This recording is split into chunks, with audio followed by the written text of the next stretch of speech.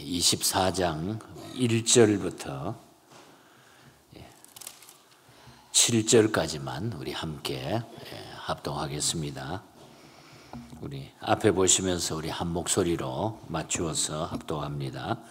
사울이 블레셋 사람을 쫓다가 돌아오매 어떤 사람이 그에게 말하여 이르되 보소서 다윗이 엔게디 광야에 있더이다 하니 사울이 온 이스라엘에서 택한 사람 3,000명을 거느리고 다윗과 그의 사람들을 찾으려 들염소 바위로 갈새 길가 양의 우리에 이른즉 굴이 있는지라 사울이 뒤를 보러 들어가니라.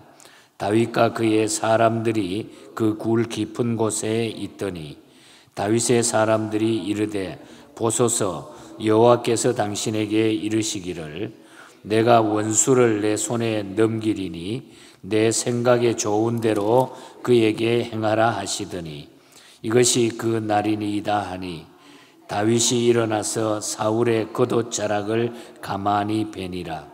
그리한 후에 사울의 옷자락 뱀으로 말미암아 다윗의 마음이 찔려 자기 사람들에게 이르되 내가 손을 들어 여호와의 기름 부음을 받은 내 주를 치는 것은 여호와께서 금하시는 것이니 그는 여호와의 기름 부음을 받은 자가 됨이니라 하고 다윗이 이 말로 자기 사람들을 금하여 사울을 해하지 못하게 하니라. 사울이 일어나 굴에서 나가 자기 길을 가니라. 아멘. 오늘 아침도 우리 하나님의 큰 은혜가 함께하기를 축복합니다. 우리 한번 서로 얼굴 보시면서 주님 이름으로 축복합니다. 사랑합니다. 축복합니다. 언제나 기도하는 사람에게는 힘이 있습니다. 그래서 여러분들 늘 시시때때로 주님과 꼭 교제를 잘 나누는 그것도 힘이 있는 그런 성도의 삶을 계속 사시기를 바랍니다. 사무엘상 24장의 말씀을 간단하게 먼저 소개하면은 다윗에게 사울을 죽일 수 있는 아주 찬스가 왔습니다. 늘 쫓기고 지금 살았는데 다윗에게 이런 찬스가 생깁니다. 하지만 다윗은 그 찬스를 깊이 생각하면서 사울의 겉옷 자락만 자르게 되죠.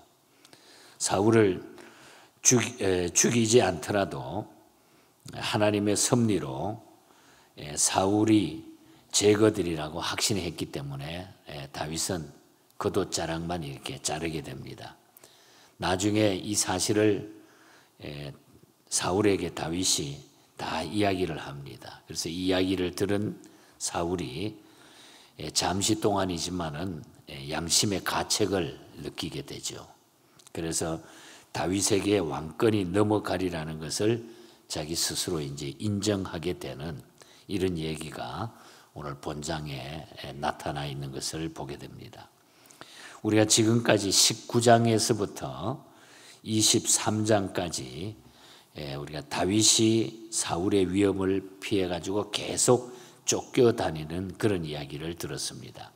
그러던 중에 여러 번 위기 때마다 하나님은 그때마다 다윗을 보호하시고 돌봐주심으로 자신의 생명을 보존할 수 있었습니다. 그걸 우리가 쭉 19장부터 계속적으로 보았습니다. 그런데 이제 오늘 24장에서는 사태가 역전이 돼가지고 다윗이 사울을 죽일 수 있었음에도 불구하고 그를 선대해서 살려주는 장면이 나타나고 있는 것이죠. 그 사건의 내용을 잠깐 이야기해 보면 이런 얘기입니다. 다윗이 400명의 군사를 데리고 엔게디 굴에 숨어 있습니다. 이때 군사가 400명이라고 하지만은 완전히 깡패 두목 같은 거죠. 먹을 것도 없고 힘들고 쫓겨다니는 신세니까 오히려 그 400명의 군사가 자기가 거느린 군사가 오히려 먹여 살리기 위해서는 자기에게는 오히려 더 부담이 됐을지도 모릅니다. 어쨌든 이런 입장에서 엔게디 굴에 숨어 있는데 사울이 이 이야기를 듣고서 3,000명의 군사를 이끌고 다윗을 잡으러 왔습니다. 사울이 뜻하지 않게 이제 그 앞에 와서 굴을 발견하자 갑자기 용변이 보고 싶었는지 용변을 보기 위해서 그 굴에 들어와서 앉아 있는데 바로 이 다윗 앞에 걸리게 된 거죠. 다윗의 일행은 야, 이것이 바로 하나님이 주신 절호의 기회라 이렇게 생각을 해가지고 이 밑에 있던 다윗의 밑에 있던 사람들이 다윗에게 사울을 빨리 치도록 이렇게 조언을 합니다. 4절에 보면 그렇게 얘기하죠. 하지만 다윗은 사울의 겉옷만 베었을 뿐 그의 일행에게 하나님의 기름 부음 받은 사울을 해치지 못하도록 지시를 합니다. 아무리 그래도 그렇지 우리가 그렇게 할 수는 없다. 그래서 절대로 사울을 죽이지 못하도록 지시하는 내용이 오늘 읽은 우리가 1절부터 7절 사이에 나오는 내용입니다.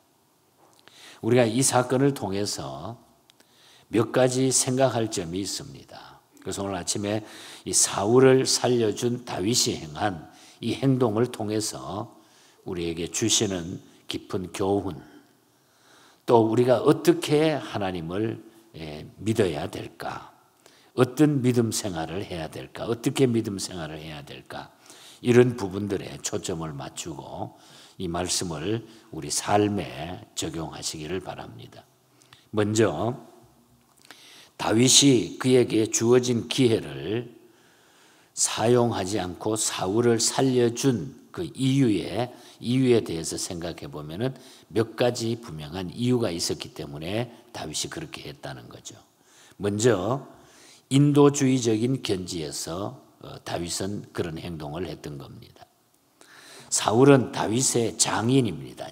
현재 딸을 줘가지고 죽이려고 했지만은 어떻든 지금 장인입니다. 또한 상관입니다. 그래서 인도주의적인 견지에서 그에게 이 다윗은 손을 대지 않았다 하는 것이 합리적으로 나타나고, 또 두 번째로는 정치적인 측면을 고려해서 그렇게 한 겁니다.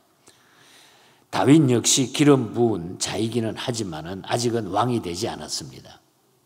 자신이 사울을 죽일 경우에는 이런 사실을 모르는 백성들에게는 다윗은 쿠데타를 일으키는 경우가 되기 때문에 하나님의 섭리에 의해서 왕이 되는 신본주의적인 입장보다는 인본주의적인 방법에 의해서 왕권이 이양된 성격을 온 백성이 느끼게 되기 때문에 이것은 아주 잘못되었다고 판단을 잘 했던 것입니다.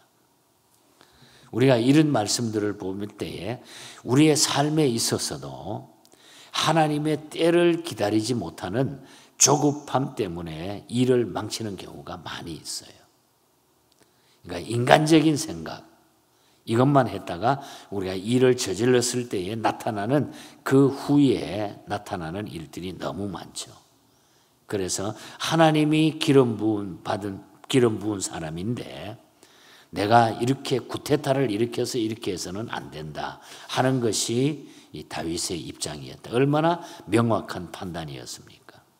또 다른 하나를 더 말씀드리면은 가장 절대적인 이유는 신앙적인 것으로서 하나님의 기름 부은 자, 즉 하나님의 신적 권위를 부여받는 자였기 때문에 손을 대면 안 된다는 거죠. 왜? 사울은 하나님이 세운 자거든요. 어떻든 간에. 만약에 다윗이 사울을 죽인다고 하면은 그것은 하나님의 절대 주권에 도전하는 행위였기 때문에 이를 다윗은 피했다고 하는 것. 그러니까 다윗이 그의 주어진 그 기회를, 우리 같으면 그냥 에라 잘 됐다, 역전시키자, 이제 끝났다 하고 그냥 쳐 죽여버리고 자기가 왕이 그 자리에 돼버려도 누가 말할 사람이 있겠어요? 말하면 또 잡아 죽이면 되지. 세상은 그렇잖아요. 그러나 다윗은 그렇게 깊은 믿음의 사람이었다고 하는 것. 그래서 하나님이 그를 쓰신 것이죠. 다윗은 아주 작은 죄에서도 마음을 많이 아파했어요. 우리가 이 말씀을 통해서 아주 조그만 일에도 잘못된 것에 대해서 마음을 아파하면서 늘 하나님과 교제했다는 사람입니다. 영적인 사람은요, 하나님의 말씀에 대해 가지고 민감한 반응을 나타내게 돼 있습니다. 하지만은 육적인 사람이 되어버리면은 마음이 무뎌져 가지고 하나님의 말씀이 새겨지지 않아요. 마음에. 하도 무뎌지니까 그냥 적당히 뭐 그렇지 뭐 또 넘어가 버리고. 그러나 영적인 사람은 조그만 일에도 마음이 쓰이게 되고 아파지게 되고 이런 생각을 깊이 하게 된다는 거죠. 영적인 사람은 마음속에 하나님을 늘 모시고 있기 때문에 자신의 행한 아주 작은 죄에도 민감하게 돼 있다는 거예요. 그래서 늘 자기를 살피니까, 그러니까 그 민감하게 대응을 하니까 하나님이 늘 그렇게 하니까 함부로 못하죠. 함부로. 그러니까 뭔가 모르게 다 하나님 중심으로 살아가게 되고 또 따라가게 되고. 다윗은 자신이 사울 왕의 겉옷자락을 가만히 뵌 작은 실수까지도 자기가 이건 너무 내가 잘못한 게 아닌가. 내가 왕의 어떻게 옷을 내가 뵐 수 있어 깨닫고 하나님께 작은 허물일지라도 다윗은 오히려 그것을 회개하고 자복하는 심정이 오늘 8절 이하에 그 다음에 쭉 나타나요. 그래서 다윗이 겉옷자락만 잘라가지고 나중에 다시 용변이 다 끝난 볼일이 다 끝난 다음에 사울왕 앞에 떳떳하게 나타나가지고 엎드려가지고 왕이여 하면서 자초지정 이야기를 다 합니다. 이렇게 왕을 죽일 수 있었는데 내가 부하들에게 절대로 그렇게 하면 안 된다고 해서 내가 이 옷자락만 잘라가지고 이렇게 왔나이다. 그리고 나는 절대로 이런 악한 일을 행해서 왕을 나는 죽일 생각이 없습니다. 이렇게 그러니까 13절에 보면 그러잖아요. 옛 속담에 말하기를 악은 악인에게서 난다 하였으니 내 손이 왕을 해하지 아니하나이다. 그리고 15절에 보면은 하나님이 재판관이 돼가지고 판단해 주실 줄 믿습니다. 다윗이 그렇게 고백을 하지. 아주 적은 일에도 나는 절대로 범죄하지 아니하고 내가 왕을 해치지 아니하고 이것을 하나님이 재판장이 되셔가지고 판단해서 다 정리해 주실 줄 믿습니다. 왕이여 노하지 마소서. 참 여러분 어떻게 그럴 수가 있게 우리가 하나님을 두려워하고 믿음과 말씀을 지키는 자들에게는 이런 식으로 모든 일을 진행시킬 수가 있다. 그러나 하나님이 떠난 사람에게는 뭐 아무 그 생각 없는 거죠. 일단 닥치면 그거부터 그냥 해보려고. 죽이고 뽑고 오늘 세상이 그렇잖아요. 마음에 안 들면 총 쏴고 이번에 31살 먹은 젊은이가 죽었잖아요. 인기가 높아지고 누가 나보다 나아지고 대단해지면 죽이려고 그러고 올라가면 끌어내리고 세상이 그런데 다윗은 정말 견고한 믿음을 가지고 하나님 앞에 바로 서가는 조그만 일, 자기가 그 왕의 그 옷 뺀 게 너무 마음이 아파가지고 그것마저 내가 잘못했습니다 하고 엎드려 비는, 자기를 살피는 아주 작은 죄에도 마음 아파하는 다윗의 심정을 저는 설교를 준비하면서 많이 느꼈습니다. 그래서 여러분 하나님 앞에 살아가면서 뭐 큰 거 아니라도 조그만 일 하나라도 우리가 늘 나를 살피면서 살아가는 게 또 그 다음에 우리가 발전된 모습으로 살 수 있는 길이라는 거죠. 이런 믿음으로 저와 여러분들이 남은 생에 복되게 사시기를 축복합니다. 여러분 그냥 꽉 무디어가지고 마음이 무디어가지고 이렇게 해도 저렇게 해도 또 지나가면 다 잊어버리고 그렇게 살면 안 돼요. 그러다 보면 되는 일이 없습니다. 매일 그 자리에 서 있는 거예요. 오히려 뒤로 나가게 돼 있는 거죠. 그리고 다윗은 선도할 줄 아는 자였어요. 선을 인도해 주는 사람. 영적인 사람은 악한 일보다 선한 일 행하기를 즐거워하게 돼 있어요. 영적인 사람. 다윗은 사울을 죽이려는 부하들에게 하나님께서 기름 부은 자를 해하는 것은 하나님께 범죄하는 것이니까 절대로 안 된다. 부하들을 아주 강하게 만류했습니다. 부하들은 지금 찬스가 왔습니다. 지금 기회입니다. 지금 끝내십시다. 이제 우리가 이렇게 고생당하며 죄도 없이 우리가 고생당하며 이렇게 도망치고 다니는데 이제 기회가 됐는데 이게 하나님이 우리에게 주신 기회인지 모릅니다 하고서 부하들은 다 죽이고 끝내자 그러는데 다윗은 하나님께 범죄하는 것이 된다. 이것은 절대로 안 된다. 선한 길로 그걸 인도하고 있는 거예요. 우리 한국에서 옛날에 시골 군 소재지 학교에서는 아침에 밥을 먹고 이제 학교 막 가면은 그러니까 교문에 이렇게 완장을 낀 아이들이 선도라고 썼어요. 선도. 여러분 생각나지만 선도. 저는 그게 너무너무 부러웠어요. 나 언제 저거 한번 이렇게 나도 해볼까. 선도. 그리고 고등학교 때는 기율부 이렇게 하기도 하고. 선도. 그 선도라고 하는 말이 참 좋은 것 같아요. 선한 길로 인도해 준다는 거잖아요. 그 앞에 서 가지고 내가 잘났다 자랑이 아니라 너희들이 잘못된 거 고쳐주고 우리가 지도한다 하는 입장의 선도잖아요. 근데 그때 그 뜻도 모르고 그 차는 자체만 좋아가지고 한번 나도 해봤으면 좋겠다. 못 해봤습니다. 어쨌든 우리가 좋은 일로 사람을 인도한다고 하는 거. 이 잘못된 것을, 잘못된 판단을 바른 길로 인도한다고 하는 거. 이게 그리스도인의 삶이에요, 여러분. 이게 그리스도인의 삶이라는 거예요. 적은 일 하나도 우리는 그런 마음으로 살아가시면 좋겠어요. 선한 길로. 다윗은 바로 그런 사람이었어요. 그러니까 밑에 있던 사람도 얼마나 존경했겠어요. 18절 한번 읽어볼게요. 18절, 19절. 17절부터 제가 한번 읽겠습니다. 다윗에게 이르되 나는 너를 학대하되 너는 나를 선대하니 너는 나보다 의롭도다. 또 18절에 보면 내가 나 선대한 것을 오늘 나타내나니 여호와께서 나를 내 손에 넘기셨으나 내가 나를 죽이지 아니하였도다.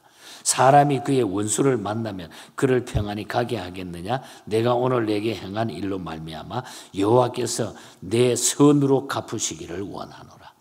자기 부하들에게도 나쁘게 하지 말라고 했지만은 내가 왕을 이렇게 죽이지 않은 것은 하나님이 선하시기 때문에 내가 이렇게 했습니다. 그러니까 이 왕도 사울도 내가 내게 행한 것을 하나님이 선으로 갚아주실 것이다. 이 사울이 감동을 먹는 거예요. 감동을. 그래서 20절에 보면은 보라 나는 내가 반드시 왕이 될 것을 알고 이스라엘 나라가 내 손에 견고히 설 것을 아노라. 그러니까 이 20절과 21절에 보면은 이 사울도 그래 네가 이 나라의 왕이 될 것을 나 이제 안다. 이걸 인정하는 거예요. 그 16절 이하에 보면은 가책을 받은 사울은 울었다 그랬어요. 16절을 보세요. 16절. 다윗이 사울에게 이같이 말하기를 마치매 사울이 이르되 내 아들을 다윗아 이것이 내 목소리냐 하고 소리 높여 울었다. 다 설명을 하고 그렇게 했더니 자기도 감동이 돼가지고 이 왕이 울었다 그랬어요. 진정으로 뉘우쳤겠죠. 그러나 26장에 가면 또 죽이려고 그래가지고 또 다윗은 찬스를 가져. 그때는 저 창과 물병만 딱 가지고 오는 거죠. 어떻든 몇 차례 이런 반복이 됐지만은 그러나 다윗은 그런 가운데서도 끝까지 이 믿음으로 갔다는 거죠. 이게 중요한 거예요. 끝까지 지켰다는 거예요. 그래서 오늘 아침에 우리가 이 말씀을 통해서 우리가 기도하면서 우리의 삶에 적용하고 싶은 말은 그리스도인은 이 세상을 선한 길로 인도해야 될 인도자의 책임이 우리에게 있다는 거예요. 우리 가정 안에서도 그렇고 자녀들 앞에서도 그렇고 이웃에게도 그렇고 선한 길로 우리가 이끌어야 될 책임이 우리에게 있다. 다윗은 바로 그런 믿음으로 살았다. 그래서 멋진 사나이에 멋진 사나이. 실수도 있었지만 우리는 뭐 실수가 없나요? 그런데 근본적으로 하나님이 그래서 쓰셨다는 거예요. 실수도 많이 했지만은 그러나 근본적으로 쓰신 이유가 그 믿음 때문에 그렇다는 거죠. 하나님의 말씀을 기억하고 지키며 살았다는 거예요. 매일매일 그 말씀을 지키고 기억했다는 거. 그래서 할 수 있었다는 거. 그리고 앞길이 막막하고 모든 일이 무너지는 것 같은 상황에 있으면서도 하나님이 반드시 인도해 주실 것이다. 그러니까 굴에 도망 다니면서 거지 노릇을 하면서 미친 짓도 했잖아요. 미친 척 해가지고 침을 질질 흘리면서 별별 짓을 다 하면서도 하나님의 말씀을 그가 굳건히 붙들었기 때문에 이 믿음으로 승리할 수 있었다고 하는 겁니다. 그래서 여러분, 모진 풍파가 지나가고 이 삶, 우리의 삶 속에 여러 가지 일들이 일어나지만은 그러나 그 가운데서도 우리가 해야 될 일은 믿음을 지키는 일이라는 거예요. 믿음 지키고 살다 보면 다 피할 길이 생기는 거고 다 하나님이 인도해 주신다는 거죠. 에드워드 호퍼라고 하는 목사님이 계셨어요. 이 목사님은 자기 자신도 힘든 삶을 살았지만 특별히 하나님이 주신 사명인 줄 알고 선원들, 배를 타고 나가는 이 선원들을 모아가지고 이분들을 중심으로 해서 목회를 평생 했던 분입니다. 자기도 병약하지만은 늘 이 선원들은 얼마나 불안합니까? 배 타고 나갈 때마다 뭐 요즘처럼 이렇게 좋은 그런 배들이 아니고 기술이 좋은 게 아니고 그냥 나가면 풍랑 만나면 죽고 돌아오고 그 가족들은 또 슬픔에 쌓이고 이런 일들이 비일비재했으니 이 선원들은 얼마나 불안하고 안타까웠겠어요. 갈 길을 모르는 겁니다. 아무것도 모르는 거 어찌 해야 될지 모르잖아요. 그 앞길을 바다에 나가면 풍랑이 불면 그래서 그럴 때마다 기도해 주고 예배 드리고 선원들에게 큰 격려를 해 주었어요. 그런데 하루는 이 선원들이 예배를 드리려고 하는데 목사님 사무실에 딱 들어갔더니 목사님이 돌아가신 거예요. 책상 앞에서 그냥 그대로 엎어져 가지고 숨을 거두신 거예요. 그런데 그 책상 앞에는 하나의 시가 써 있었어요. 그 시가 나는 갈 길 모르니 주여 인도하옵소서. 어디 가야 좋을지 나를 인도하옵소서. 아무것도 모르니 나를 가르쳐 주시옵소서. 아기같이 어리고 모든 것이 약한데 하나님 앞에 일을 모르는데 하나님 가르쳐 주시옵소서. 어찌해야 될지 모릅니다. 파일롯이라고 하는 제목의 찬송시를 쓴 거예요. 파일롯, 항해사라고 하는 원제목이. 그래서 이것이 발견돼서 그 후에 이 성도들이 이것을 찬송 가사로 모아서 찬송가에 올려지게 된 것입니다. 우리는 아무것도 모르지. 그래서 우리는 주님 앞에 맡기고 사는 것이 최고의 복이라는 거예요.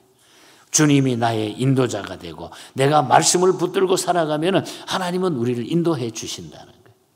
이 믿음으로 살아요. 얼마나 불안한 세상입니까? 아서 루터도 마찬가지입니다. 이 세상의 친구들 다 나를 버려도 나를 사랑하는 사람은 예수님밖에 없습니다. 고백하잖아요. 괴로운 일 당해도 낙심 말아라. 영원한 주 능력이 우리를 붙잡아 주시리라. 그래서 우리는 오늘 아침에 정말 내가 예수 믿는 사람으로 선택받았는데 크고 작은 일도 내가 여러 가지 일들도 당하지만은 그냥 말씀 위에 굳건히 서서 끝까지 살게 해달라고 하나님의 자녀로 나를 삼아 주셨으니까 나는 알지 못하나 나의 갈 길을 모르지만은 주님 의지하고 살면 주님이 나를 보호하시고 인도해 주신다는 거. 그래서 너무 세상에 쓸데없는 일에 아웅다웅하지 말고 우리가 중요한 일에 마음을 모으시기 바랍니다. 그렇게 살다 보면은 다 잘 되게 돼 있어요. 다 잘 이루어지게 돼 있어요. 협력해서 선을 이룬다 그랬잖아요. 성경에. 하나님께서는 협력해서 선을 이루신다. 교회 공동체는 바로 그런 곳입니다. 우리가 모여 같이 기도하고 같이 위로하고 같이 사랑하고 이러다 보면 하나님이 거기에서 협력해서 선을 이루어서 기적을 주시고 능력을 주시고 우리에게 힘을 줘요. 내가 혼자 못하는 일을 함께 할 수 있게 하고 내가 해결할 수 없는 것을 같이 기도하면서 이룰 수 있도록 다윗을 통해서 그 시대를 변화시켰던 것처럼 오늘 우리 한 사람 한 사람을 통해서 이런 놀라운 기적과 은혜를 하나님이 주실 줄 믿습니다. 그러니까 말씀에 민감하게 사십시다. 선을 선도하는 사람이 되십시다. 선도하는, 이 시대를 선도하는 사람. 오늘 아침에 여러분 이 가슴 속에 혹은 이 팔뚝에다가 하나님의 선도의 완장을 오늘 다 끼길 바랍니다. 그래서 이 시대에 우리 예언교회 모든 성도들은 이 시대를 선도하는 여러분들이 앞장서 가지고 가는 곳곳에 딱 서 가지고 선도하는 이런 믿음의 승리자가 되기를 주님 이름으로 간절히 축복합니다. 우리 말씀 기억하면서 우리 자신을 위해서 하나님 끝까지 다윗처럼 말씀 지키며 살아가게 해달라고, 환경이 변해도 내 앞에 어떤 일이 닥쳐도 그 근본을 벗어나지 말고 정도를 걸어가는 믿음의 사람이 되게 해달라고 기도해 주시고, 또 우리 교회